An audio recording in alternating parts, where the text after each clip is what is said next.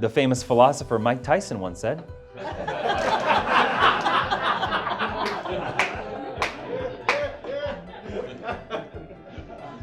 He said, everyone has a plan until you get punched. One of the wisest words that come out of his mouth. But it's true.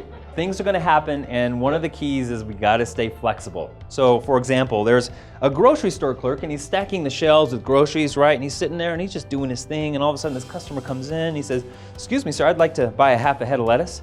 And this, this store clerk is kind of thinking, he's like, "Well, sir, we don't sell half heads of lettuce." And he keeps stocking.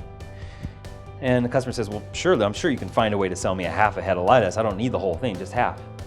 And the store clerk kind of annoyed. He's like, "Okay, let me go ask my boss." So he walks over and walks into his boss's office, and he says, "Hey boss, some idiot out here wants to buy a half a head of lettuce." And out of the corner of his eye, he realized that the customer had followed him into the room. And thinking quickly on his feet, he said, "And this fine gentleman, he'd like the other half."